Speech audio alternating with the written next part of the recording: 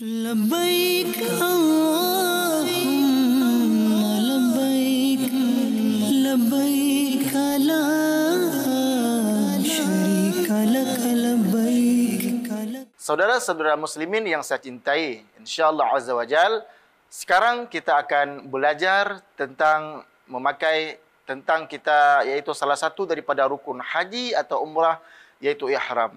Tentu pakaian ihram itu mungkin kita sudah memakai, sudah terbiasa melihat di video ataupun pernah kita pergi langsung ke Mekah Al-Mukarramah untuk melaksanakan ibadah umrah atau haji.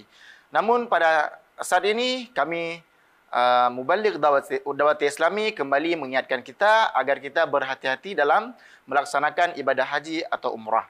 Karena ada beberapa hal yang perlu kita ketahui bahwasanya itu adalah ibadah yang mungkin kita jangkau jauh, apalagi dari Indonesia, dan membutuhkan uang yang banyak, pengorbanan yang luar biasa. Maka daripada itu harus kita persiapkan dengan persiapan yang bagus dan yang sangat baik insya-Allah azza wajal. Salah satunya adalah sebelum kita memakaikan kain ihram, terlebih dahulu kita pastikan kain yang kita miliki adalah sesuai dengan kapasitas dan yang terbaik kita beli. Jangan antum membeli atau menggunakan kain yang biasa-biasa saja karena mungkin ketika antum pakai di sana akan bermasalah dengan kain ini. Contoh salah satu kain yang saya pegang adalah kain yang baik, yang mana kain ini dapat meresap daripada keringat-keringat kita. Kalau seandainya ini panas sekali keringat keluar, maka insya-Allah azza wajal kain ini akan meresap. Dan jikalau dingin sekali, insya-Allah kain ini bisa menghangatkan. Masya-Allah azza wajal. Ini kain harus kita persiapkan yang bagus dan yang terbaik sebelum kita menggunakannya ketika ihram insya-Allah.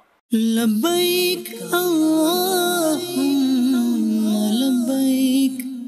Saudara muslimin yang saya cintai, hendaklah sebelum kita menggunakan pakaian ihram, kita persiapkan dulu yang terbaik kepada kita.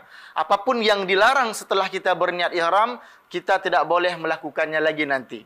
Dan sebelum hal tersebut dilarang, sebelum kita menggunakan pakaian ihram, hendaklah kita mengerjakan hal yang dilarang setelah ihram tersebut. Salah satunya adalah kita memotong kuku, kita memakai wangi-wangian pada tubuh kita atau kepada yang lain.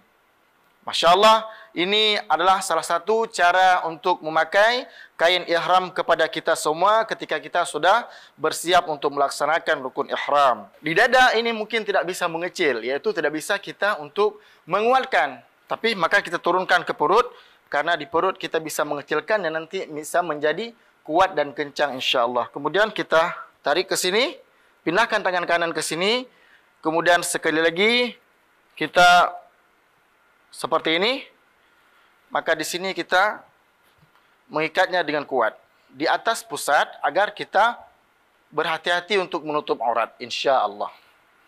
Seperti ini. Naiklah ke atas dua mata kaki. Dengan pakaian seperti ini, sesuai dengan kenyamanan bagi kita, mau kita melangkah lebih besar sedikit, insya Allah ini akan nyaman ke depan atau ke samping, insya Allah. Nah, ini akan kuat. Maka di bawah ini kita bisa menggunakan tas untuk meletakkan paspor, doa-doa dan lain sebagainya. Nah, kita membutuhkan tas di depan.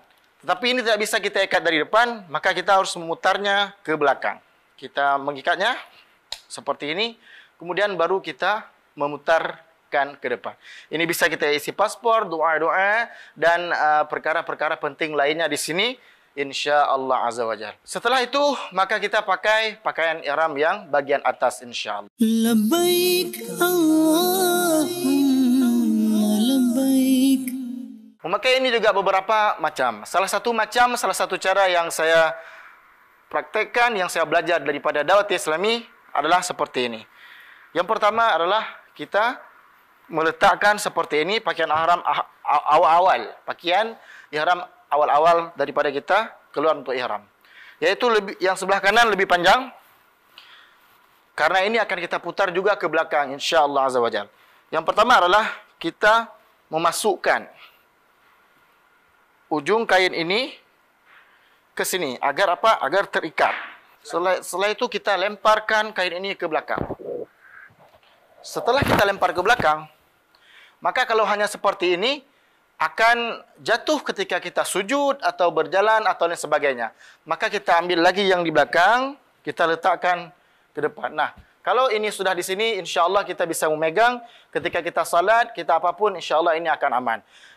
Seperti ini harus dilebihkan seperti ini atau boleh diberikan ke sini agar kita terlihat. Karena kalau ini di belakang, kalau terjatuh dan itu pun mudah terjatuh, kita tidak dapat melihatnya. Karena ini sudah berada di depan kita, yang ujung yang mudah terjatuh ini insya-Allah kita bisa memegang.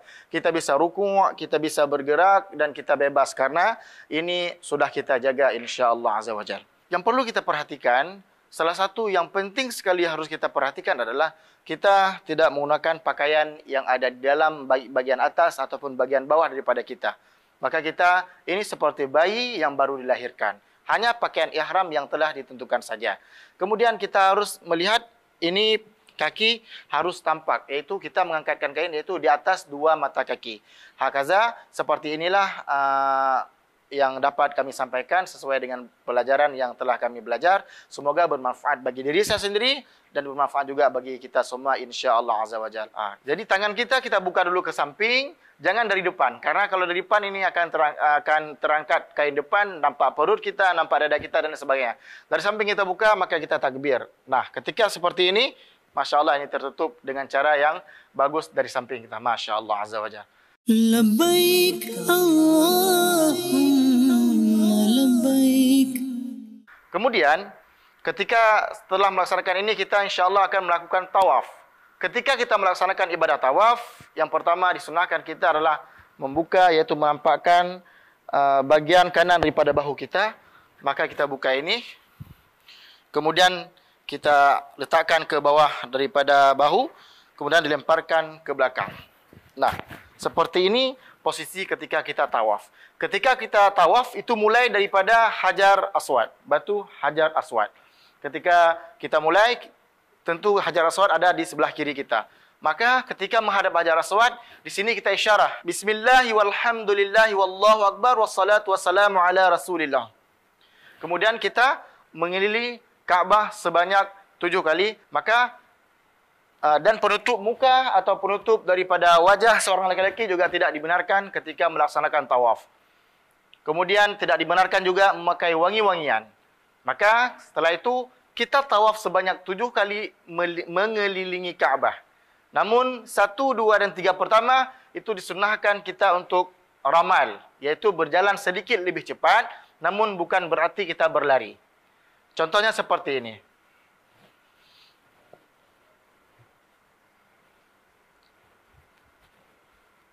Maka ketika sampai lagi di depan Hajar Aswad, kita memberi lagi salam dengan mengucapkan Bismillah walhamdulillah wallahu akbar wassalatu wassalamu ala rasulillah.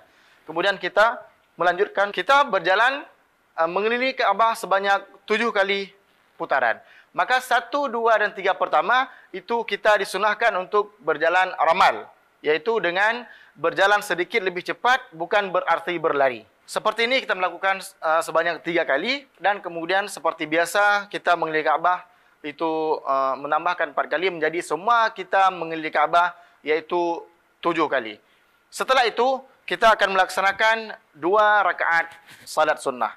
Maka ketika melaksanakan itu kita harus kita menutup lagi pakaian kita seperti awal tadi agar kita berhati-hati tidak terjatuh yaitu tanpa aurat kita, yaitu seperti tadi. Kita mengambil lagi dari belakang. Kemudian kita letakkan ke depan. Jadi harus menutup ini ketika kita hendak melaksanakan salat.